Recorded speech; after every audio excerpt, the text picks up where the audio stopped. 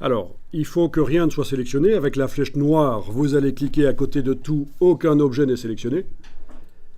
Parce qu'on va aller maintenant chercher notre logo. Et si vous aviez gardé le bloc ici activé, il y a des chances que le logo arrive dedans. Mais ce n'est pas ce que je veux. Je veux qu'il ait son propre cadre, que je puisse le bouger comme je veux par rapport au rectangle que j'ai créé là à côté. Donc rien n'est sélectionné. J'ai cliqué à côté de tout. Et on va dans le menu Fichier, Importer. Fichier importé. Et on va chercher la dernière version du logo. Donc, vous allez chercher votre version du logo. La dernière, je veux dire. Oui, le guépard, oui. OK. Et le voilà, il est là. Et vous allez en dehors donc du rectangle faire un cliquer-glisser pour déterminer la dimension que vous voulez donner à ce logo. Et voilà. Alors en zoomant, on voit bien que c'est le bon logo. Enfin, non, on ne le voit pas en fait. On le verra seulement si on le superpose. Est-ce que c'est un trait blanc autour des lettres de Barcelona ici, ou est-ce que c'est de la transparence? Ça va se voir si je superpose à autre chose, à l'image ou au rectangle. Après avoir fait ça, vous allez le déplacer en fait. Alors on va déplacer le logo avec la flèche noire. Attention, ne double-cliquez pas sur le rectangle. Vous allez voir à ce moment-là, comme chez moi, que à la place de vecteurs bleus, vous avez des vecteurs bruns, si vous faites ça. Ça veut dire que vous êtes en train de modifier le contenu du bloc, et quand vous essayez de bouger, en fait, le bloc ne bouge pas, c'est le contenu du bloc qui bouge. C'est pas bon ça, je fais CTRL-Z, je clique à côté, et je clique une fois, je ne double-clique pas, je clique une fois pour activer le logo, et je ne clique pas sur le rond ici, parce que ça revient au même que de double-cliquer. Donc on a les vecteurs qui sont bleus.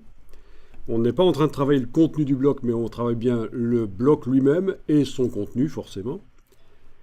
C'est une hiérarchie, hein. Si je travaille le bloc, je travaille son contenu aussi. Et vous allez pouvoir le déplacer où vous voulez, et vous devriez voir qu'en effet, ça fonctionne. On a bien notre logo avec de la transparence. Je peux le mettre aussi au-dessus de l'image. Ça va fonctionner.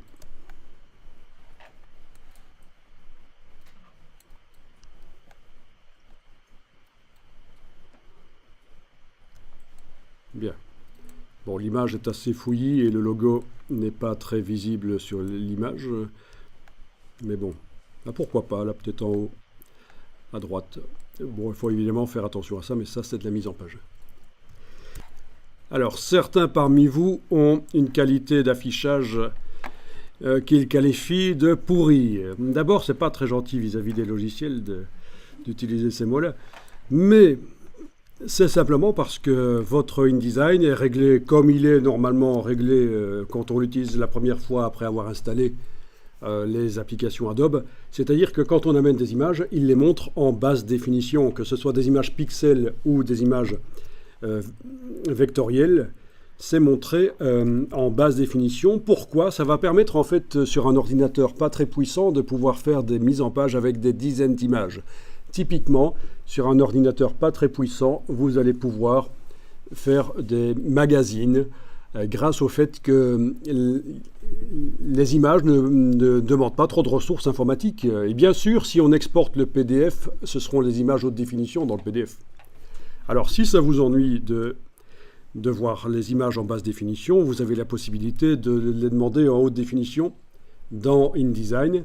Bien que ça ne changera rien à la sortie sera de façon en haute définition, quand on exportera le PDF. Mais enfin, quand vous allez travailler avec des images en haute définition sur l'écran, si vous voulez, c'est le menu Affichage, Performance d'affichage, et vous pouvez demander Affichage de qualité supérieure. Et là, vous voyez les images, sauf parfois petites caractéristiques techniques qui empêchent que l'image soit vue en haute définition. Mais là, en tout cas, on les voit en haute définition. Donc la différence est quand même assez flagrante entre la basse définition et la haute.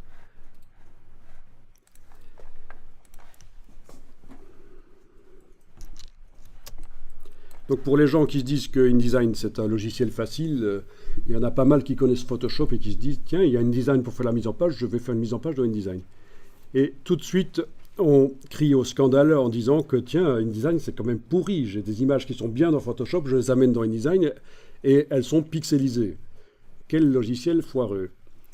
Bon, il faut bien se rendre compte que en général, le bug se situe entre le dossier de la chaise et l'écran. Hein. C'est rarement les logiciels qui bug. Donc il faut se former à InDesign. C'est pas le genre de truc on a tendance parfois à se dire que c'est un truc facile quand même. La mise en page, c'est quand même plus facile que Photoshop. Eh ben non. Voilà. Bon, si vous voulez, vous pouvez faire une exportation éventuellement PDF au départ de InDesign, parce que de toute façon, je vous ai dit depuis le départ, quand vous faites de l'Illustrator, vous avez intérêt à la fin à le faire repasser dans InDesign et à exporter au départ de InDesign. Bon, ben faisons une exportation PDF.